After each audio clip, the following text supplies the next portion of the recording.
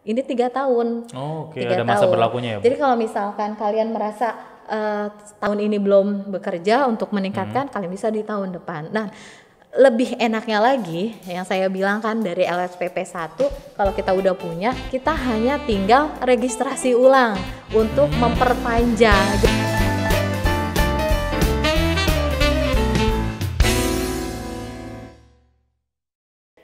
Hai hai hai, selamat pagi, selamat siang, dan selamat malam bro and sis dimanapun kalian berada. Selamat datang di channelnya Medland School nih. Bersama saya Surya dalam segmen Brownies We Met Here. Kita akan membahas sesuatu yang inspiratif, menarik, dan juga kekinian. Nih, akhir dari semester ini atau semester lalu kita udah melewati kenaikan kelas nih buat yang kelas 11 dan kelas 10, dan untuk yang kelas 12 sudah ada kelulusan. Berkaitan dengan kelulusan sama graduation ini ada yang berbau dengan pekerjaan kalau di SMK. Nah, kalau mau ngomongin masalah pekerjaan nih, ada sebuah peraturan atau isi yang kalian aplikasi itu harus dilengkapi. Salah satunya selain ijazah adalah sertifikat nih. Ngomong-ngomong tentang sertifikat, kita akan membahas lebih jauh lagi dengan tamu kita kali ini yang gak kalah spesialnya dari tamu-tamu yang minggu lalu, yaitu Ibu Ella Puspitasari. Halo Ibu Ella. Hai Bro Ensis. Mungkin kalau Bro Ensis yang udah tahu nih, udah nggak asing lagi ya, selain ngajar juga ya Bu Ella? Iya. Oke, boleh ceritain perkenalan mungkin ngajar apa? Wah ya, Assalamualaikum warahmatullahi wabarakatuh. Waalaikumsalam. Oke, buat anak-anak SMK Medland, pastinya udah tahu ya, saya Ella Puspitasari, saya itu guru entrepreneur atau guru kewirausahaan. Wow. Ya. Jiwa-jiwa entrepreneurnya berarti sudah tertanam sejak dini ya Bu Ella untuk siswa-siswa Medland ya? Kalau siswa-siswa yang saya ajarin pasti bilangnya guru uang. Guru uang. Guru yang menghasilkan uang-uang, pundi-pundi ya, karena saya Pundi-pundi. mengajarkan mereka buat memiliki uang sendiri. Nah, itu dari Oke. entrepreneur. Sebelumnya juga bukan itu aja. Apalagi tuh Bu Ella? Saya juga sempat ngajar berbackground, saya S1-nya adalah pendidikan guru tata boga. Saya juga sempat mengajar di tata hidang seperti itu. Oke, di bagian produknya ya Bu Ella? Iya, food and service-nya. Oh, food and service-nya. Iya. Oke, sebelum ngajar nih Bu Ella di SMK Medland, kegiatan sebelumnya ngapain tuh? Sebelum saya bekerja di SMK Medland, selama saya kuliah nih buat pengalaman yang baru lulus. Jadi jangan takut kalau nanti pas kuliah mentok, nanti di tengah-tengah kuliah pasti kalian banyak tawaran pekerjaan. Jadi saya selama kuliah sambil bekerja itu saya bekerja di PT Pangansari Utama. Catering terbesar di Indonesia. Wow, berarti udah hektik banget ya dari zaman sekolah sambil kerja pula kan kuliahnya. Kuliah. Sebenarnya di masa saya harus OJT, jadi saya dipercaya untuk lanjut. Jadi OJT 6 bulan, lanjut lagi setahun buat bekerja. Jadi pas kuliah saya cuti untuk melanjut pekerjaan itu. Nah, keuntungannya itu kalau misalnya kuliah atau belajar sambil bekerja, kalau misalnya kita bagus, ada rekomendasi buat tawaran lanjut bekerja begitu ya, secara profesionalnya dibayar. Pastinya seperti itu. Biasa. Dilanjut kita dipakai surat pekerjaan, bukan lagi sebagai training, tapi sebagai pekerja. Itu lumayan, 2.000 setiap hari saya harus menangani 2.000 orang. 2.000 orang untuk makan siang, makan malam. Wow. Tuh gempor banget gak sih Bu Ella? Banget. PT-nya waktu itu Pangansari kan dia di mana-mana ya. Terus salah satu PT-nya yang saya tangani adalah PT Yamaha Musik Indonesia. Jadi kalau yang kalian tahu ada di Cikarang, itu kru-kru yang memberi makan adalah seperti saya, seperti itu. Luar biasa. Jadi keunggulan atau perbedaan dari menyajikan makanan partai besar itu justru di catering ini ya, berarti tantangannya sangat amat berat karena jumlah ya, kuantitasnya sangat banyak kan, ribuan bahkan, dan itu tiap hari, sehari 2 kali. Sehari 2 kali. Luar biasa. Itu kalau kita wok atau menggoreng ya, itu ya kalau cuma 1-2 biasa ya, tapi kalau buat 2000 ya pikirkan sendiri, itu mendayung. Nah itu salah satu Alatnya background pasti beda gitu ya. Kalau kalian tahu buat mendayung ya kan, kalau itu saya buat wok, buat masak. Karena memang ukurannya sangat besar Sangat untuk besar. mencukupi sebanyak 2000. 2000 Wow, luar biasa. karyawan pabrik seperti itu salah satunya. Kemudian saya juga karena banyak teman bilang kalau perempuan janganlah karena 2000 ya terlalu berat ya untuk perempuan, akhirnya saya resign dari PT Pangansari Utama. Pindahnya kemana tuh Bu? Nah, ditawari nih, lagi-lagi jangan takut, yang namanya pekerjaan kalau kamu profesional, kamu pasti akan ditawari. Saya ditawari sebagai asisten dosen di Universitas Negeri Jakarta. Selama 4 tahun saya di sana, saya mengelola kafe namanya Teras Cafe. Dari teras yang kecil, kafe yang kecil sampai yang lumayan lah omsetnya ratusan juta seperti Wah, luar itu. biasa. Multitasking banget ya Bu, berarti background pekerjaannya. Iya, jadi dari asisten dosen terus mengelola restoran. Kesini embel-embelnya ke bawah deh. Jadi mengelola jadi guru entrepreneur ujung-ujungnya seperti Wah, luar itu. biasa. Berarti dari mulai skala besar untuk catering, asisten dosen sampai pengelola entrepreneur restoran ya. Iya. Dan sekarang pun di sekolah Medland mengajar kewirausahaan entrepreneur. Iya. Luar biasa Seperti banget. itu. Makanya yang saya titikan bahwa kalau kalian profesional jangan takut akan kehilangan pekerjaan. Pekerjaan pasti akan mencari kalian seperti itu. Betul banget nih. Pekerjaan yang nyari kalian, bukan kalian nyari pekerjaan. Itu sudah terbukti. Kalaupun kalian misalnya tidak minat bekerja, tapi kalian bisa berwirausaha ya Bu Ya, seperti dengan itu. skill yang kalian punya nih, harus berani nih. Nah, setelah saya jadi asdos terus mengelola restoran, saya kan menikah dan hamil. Akhirnya saya resign. Setelah resign jadi pengangguran ya. Kayak tadi cuti hamil gitu ya. Iya, tapi saya tidak melanjutkan. Nah, akhirnya buka usaha sendiri. Alhamdulillah punya toko kue namanya CNK atau Chandra Kirana. Seperti itu. I see. Berarti masih berjalan tuh. Sebelum pekerjaan semakin padat di sini, itu berjalan. Tapi semakin di sini ya saya fokus untuk mengajar seperti luar itu. biasa. Meninggalkan pekerjaan demi mengajar. Iyalah, membagikan ilmu sharing-sharing kepada mulia kalian. Banget tuh, Bu. Luar biasa. Karena terakhir memang kita mau apa lagi? Jadi manajer udah, jadi dosen udah gitu kan. Jadi pegawai, bahkan saya pernah loh kerja jadi pabrik, jadi buruh pabriknya di PT Denso Indonesia selama 1 tahun. Jadi sampai umur saya 22 tahun, sampai terakhir saya jadi manajer, semua sudah saya kerjakan. Dan terakhir saya pengen jadi entrepreneur, sudah saya lakukan. Yang terakhir apalagi mengajar, membagikan apa yang saya sudah punya gitu. Wah, luar biasa sekali Bro Ensi. Sekelumit kisah perjalanan karir Ibu Ella ini udah banyak banget nih ya. Oke nih, ngomong-ngomong tentang soal pekerjaan Ibu Ella, kan erat kaitannya dengan berbagai dokumen yang harus dilengkapi nih Bu, mulai dari ijazah, CV, lalu ada sertifikat-sertifikat. Nah, yang mau kita bicarain ini tentang sertifikat yang dihasilkan oleh LSP. Sebenarnya saya mau tanya dulu nih Bu, yang belum tahu mungkin Bu Ensi di rumah, sebenarnya LSP itu apa sih Bu? Sebelumnya kenapa saya ya? Saya ini sekarang di LSP SMK Medland. LSP dibilang pendiri enggak, salah satu aja pendiri, bukan pendiri apa ya? Perintis ya, salah satu perintis berdirinya SMK Medland. Sebelum pekerjaan saya semakin banyak ya, jadi awalnya saya diundang dari Kementerian Pendidikan untuk pelatihan pembuatan lembaga sertifikasi profesi, bukan pelatihan saya ikut jadi asesor tapi membuat LSP. Jadi gitu. Awalnya untuk membuat LSP, akhirnya dibuatlah LSP SMK Medland ya, di bawah naungan SMK Pariwisata Medland. Seperti itu. Jadi LSP ini berdiri sendiri ya Bu, di luar dari organisasi? Di luar dari sekolah. Jadi kalau di struktur organisasinya itu di sini kepala sekolah, kita sebelahan LSP SMK Medland, karena saya membuat badan hukumnya sendiri. Instansinya berbeda tapi dalam satu naungan sekolah dalam SMK satu Medland. naungan SMK Medland. Yang kepala sekolahnya bukan sebagai direkturnya, tapi sebagai dewan pengarahnya, seperti itu. Oke. Berarti kalau untuk secara legal memang LSP ini sudah cukup tinggi ya Bu di sekolah?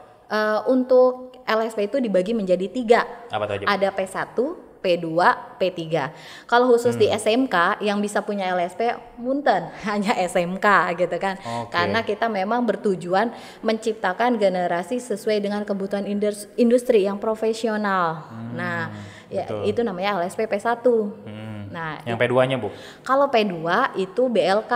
Jadi kalau misalkan kalian mau ikut BLK, pasti kalian juga akan diuji. Nah, itu masuk ke LSP P2 atau LSP yang bernaung di bawah BLK, Balai Latihan Kerja. Oke. Yang ketiga adalah P3.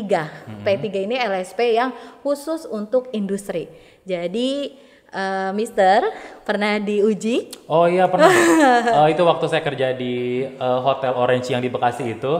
Saya pernah ikut assessment. Oh mungkin itu yang disebut P3 berarti ya? Iya, jadi yang menaungi adalah LSP P3 khusus untuk para profesional. Profesional yang memang sudah bekerja tapi belum dapat sertifikat ya? Iya, sudah bekerja, sedang bekerja ya untuk mendapatkan pengakuan. Jadi kayak gini, kalau misalkan Mister udah bekerja selama 8 tahun ya, tapi nggak ada sertifikat pengakuan, terus melamar pekerjaan, terus hanya berupa omongan aja, orang juga kan nggak akan tahu itu benar atau enggak. Tapi kalau dibuktikan dengan sertifikatnya profesional, diakui di Indonesia dan mancanegara, itu pasti menguatkan Mister bahwa memang sudah berpengalaman dan sudah profesional di bidang tersebut. Nah, itu dia nih pentingnya sertifikasi ya. Iya. Oh ya, ngomong-ngomong LSP itu tadi apa bola artinya? Lembaga Sertifikasi Profesi. Nah, profesi. Jadi kalau kalian sudah punya sertifikat itu, otomatis profesi kalian sudah dipatenkan dan diakui gitu ya. Oh ya ngomong-ngomong nih Bu Ella, silahkan diminum dulu. Oke. Ini ada yang segar-segar di sore hari. Terima kasih. Kita coba Bu.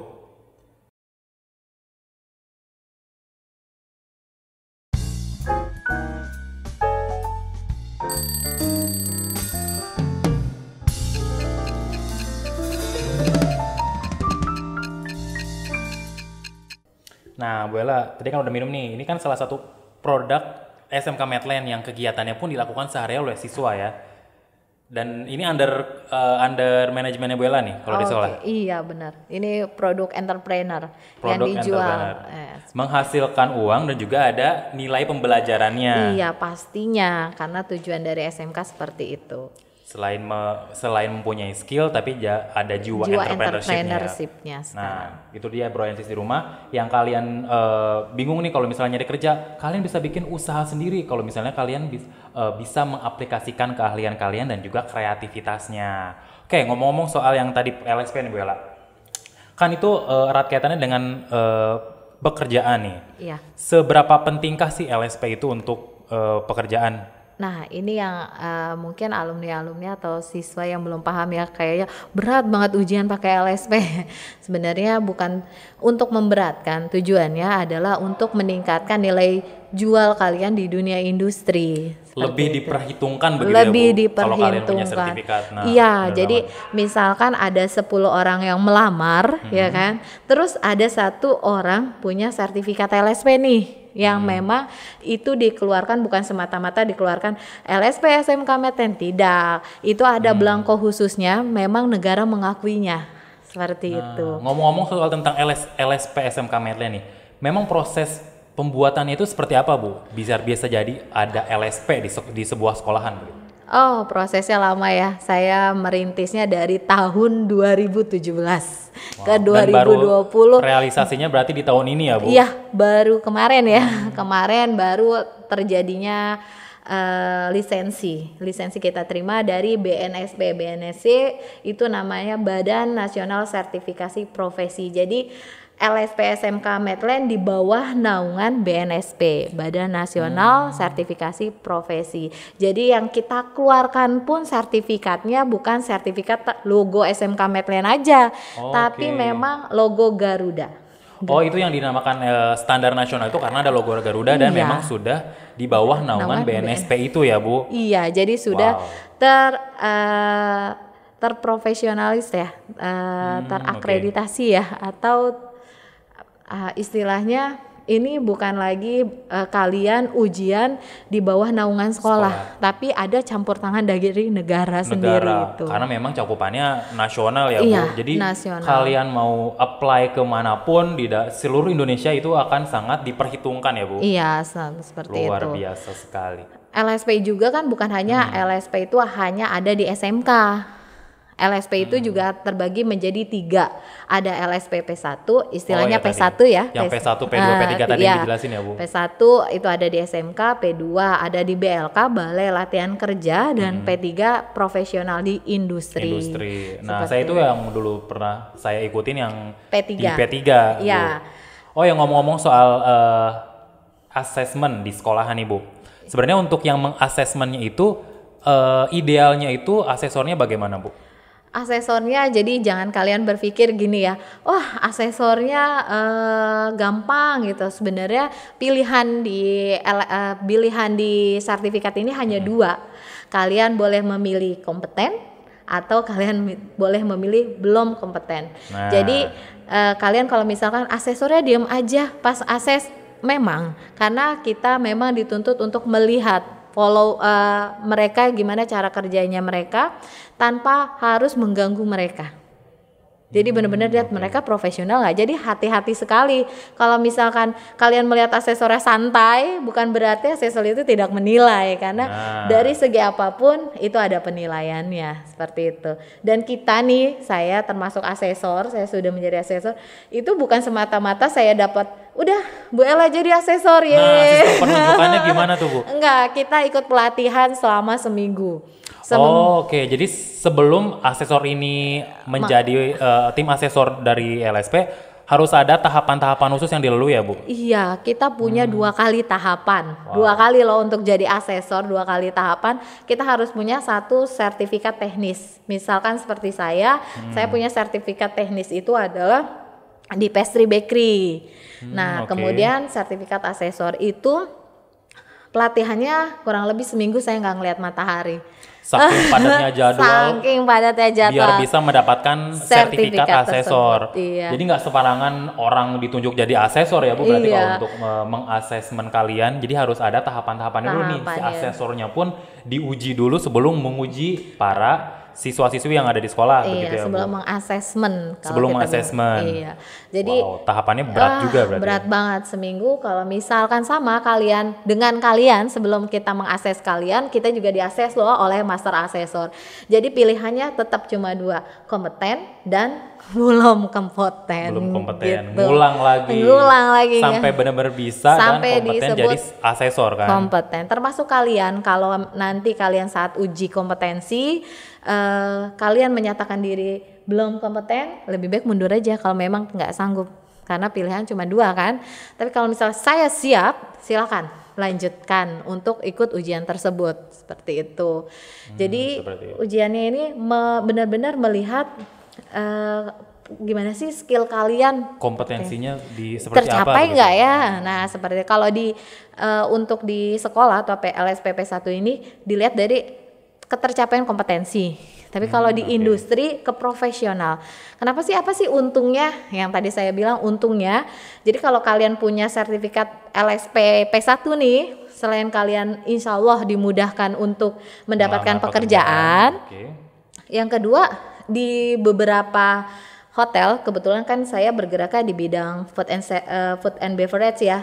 Di beberapa hotel bintang 5 semua karyawannya sudah punya yang namanya sertifikat Garuda, seperti itu. Jadi kalau misalkan kalian masuk ke hotel tersebut, lulus wawancara, jadi pekerja, jadi sudah bisa mengimbangi ritme pekerjaan mereka. Seperti nggak itu. kagok-kagok lagi gitu ya, karena memang sudah diuji sudah di sekolah. Terbiasa, iya. Jadi nanti kalian tinggal meningkatkan sertifikat tersebut ke sertifikat P3, seperti itu. Jadi jangan takut, ini sertifikatnya buat apa, kan saya mau masuk industri. Jangan salah, setiap hotel bintang 5 atau perusahaan yang sudah bonafit itu pasti karyawannya semua harus punya sertifikat kompeten. Sebagai bukti nyata kalau mereka tuh untuk profesional dan kita sudah bisa melakukan pekerjaan tersebut, Iya. begitu ya Bu. Saya pernah punya pengalaman mengakses di Saripan Pacific di pastry. Untuk karyawan. Oh, berarti itu masuknya ke hotel, P3-nya tadi ya, Bu? P3. Saya ya kebetulan ikut temen ya di Hotel Saripan Pacific. Ya sama, kita nggak mengganggu kayak kalau kalian pikir guru ini salah itu salah, nggak ada istilah seperti kita hanya melihat rule kerja kalian seperti apa. Tapi catatan tetap terus berjalan. Tetap, itu pastinya catatan. Jadi wah enak banget nih asesor diem aja, jangan salah. Semua ada terekam di memori dan terekam jejak juga di materi uji kompetensi MOOC yang nanti kalian kalau uji kompetensi akan lihat, wah MOOC-nya setebal ini. Ya itu yang jadi rekam jejak kami di LSP. Makanya untuk yang ikut assessment harus ada MUK-nya atau materi uji kompetensinya tadi ya Bu? Dia akan mengisi kan, iya, formulir-formulir gitu. Ternyata segini ya, wah. Tapi itu memang yang harus dilakukan untuk memenuhi standar kriteria sebagai profesional begitu ya Bu? Iya, profesional. Oke, ngomong-ngomong soal tentang LSP nih Bu, kan tadi udah dijelasin ritmenya seperti apa nih. Untuk persyaratannya mengikuti assessment itu bagaimana Bu kalau untuk di SMK? Kalau khusus untuk di SMK kalian harus lulus di mata pelajaran yang memang diujikan. Yang misalkan kalau kebetulan saya kan di Boga, misalkan ada masakan kontinental nih, kalian lulus dulu baru kalian bisa ikut. Nah, kalau kalian belum lulus kan artinya dari sekolah aja belum kompeten, gimana untuk lanjut ke profesional ya. Jadi setelah kalian lulus mata pelajaran tersebut, kalian bisa ikut ujian di masakan kontinental tersebut. Oh, jadi dari sekolahnya pun harus sudah ngeling ya Bu? Iya. Kalau di sekolah pembelajaran sudah lulus, sudah bisa ikut, baru nanti ikut asesmennya. Iya. Sampai selesai dan aplikasinya diisi, baru dikatakan kompeten. Iya. Kalau dinyatakan belum lulus dari guru mata pelajaran tersebut, ya kita nggak bisa mengakses dong, gitu. Karena salah satu buktinya aja belum terpenuhi begitu ya Bu? Iya, benar. Seperti itu. Jadi ya buat kalian semua yang masih kelas 10, 11, 12, kalian berusahalah untuk jadi profesional, untuk kompeten. Jadi semua pelajaran itu pasti penting. Jangan dianggap sepele karena kita nggak akan tahu setelah ini kita mau jadi apa. Gitu. Jadi salah satu penunjangnya memang nilai harus diperhitungkan ya Bu, harus di-maintain dari awal sampai dikatakan lulus dari mata pelajaran tersebut baru bisa ikut assessment. Oke. Ngomong-ngomong tentang di assessment di SMK Meten Bu. Kalau untuk SMK Meten mengadakan uji kompetensinya di bidang keahlian apa aja? Kita ada 4 bidang keahlian ya. Yang pertama itu ada perhotelan, ada tata boga, ada multimedia, dan yang terakhir ada akuntansi. Oh, ada 4 itu dan sudah berlangsung ya Bu? Sudah berlangsung. Alhamdulillah berjalan dengan baik dan lancar. Semoga karena lulus semua, kompeten semua ya Bu. Kan kalau di APH ini ada bidang utamanya ada housekeeping, isinya ada laundry, ada room, dan ada public area. Kalau di FO ada mungkin reservation, reservasi, sama porter atau bellboy ya. Kalau di bidang lain ada apa? Kalau di tata boga sendiri ada food and beverage, ada masakan kontinental, masakan Indonesia, ada pastry, ada bakery, sama kalau di akuntansi itu pencatatan manual dan pencatatan computerized. Kalau di multimedia tadi ada audio video salah satunya, terus apalagi desain grafis ya, sama desain ya begitu deh. Ada perbedaan-perbedaan ya. Jadi setiap jurusan itu nggak sama karena yang dipelajarinya juga beda. Berbeda. Selama mereka belajar di 3 tahun di sini, perbedaannya mungkin karena ada materi-materi uji yang memang berbeda-beda ya Bu? Iya, jadi kalau UN itu ujian nasional ya, kalau UN itu kalian sama yang diujikan matematika, bahasa Indonesia, dan bahasa Inggris Bahasa ya, Inggris. bahasa Inggris. Kalau untuk uji kompetensi memang di skill kalian yang diuji seperti itu. Vokasi kalian apa dan itu diujikan gitu ya. Dan satu lagi nih buat angkatan yang akan datang, kalian harus sangat berhati-hati nih karena persaingan semakin ketat. Kalau kalian tidak menunjukkan sertifikat profesional kalian akan dilibas. Artinya apa? Sekarang kan udah nggak ditiadakan tuh UN. Jadi perusahaan melihatnya dari mana dong? Tinggal keahlian yang diujikan Dia nih. keahlian yang akan kalian tampilkan. Makanya sekarang di SMK Medline nih, ayo kita dorong semua lulusannya untuk punya sertifikat profesi. Karena Biar memang penting banget ya, industri Bu. bisa menyerap kalian. Penting banget itu. Apalagi sekarang lulus dengan corona ya. Lolos dari corona, nggak punya Nilai yang real biasa seperti ujian nasional. Tahun depan Makanya- juga belum ada ujian nasional ya. makanya nilai kompetensinya harus benar-benar dikejar nih. Dikejar, ditonjolkan agar industri pun menyerapnya seperti itu. Jadi kalau misalkan maaf ya, udah nggak ikut UN, udah nggak ada UN, terus apa yang mau ditampilkan semua lulus ya, gitu. Makanya sekarang gimana caranya kalian meningkatkan nilai jual kalian di dunia industri? Dengan Seperti cara mempunyai sertifikat. Nah, dari SMK Medline tuh dibantu para siswanya untuk masuk ke dunia industri dengan cara menyupport siswa-siswanya untuk ikut di LSP SMK Medline, dapat itu sertifikat profesi di bawah naungan BNSP. Dan satu lagi, sertifikat profesi ini pertama kan kita di P1 nih. Nanti kalian kalau sudah bekerja akan ditingkatkan di P3. Dan jangan salah, suami saya aja bekerja di luar negeri harus punya sertifikat itu. Nah itu dia, jadi kegunaannya tuh banyak banget ya Bu. Nah, bahkan sampai luar negeri, Mister, dia itu harus punya sertifikat di bawah naungan BNSP Food Handler. Dan gak main-main harganya juga kalau secara profesional di luar seperti itu. lebih dari yang ada di SMK yang P1 tadi ya. Jadi seorang juru masak atau chef harus punya sertifikat itu, mau ke luar negeri loh. Lah Harus kalau ada kalian bukti udah nyata. punya, kalau udah punya kan enak banget gitu kan. Iya, tinggal Bisa. tunjukin nih saya punya sertifikatnya, Iya. bukti.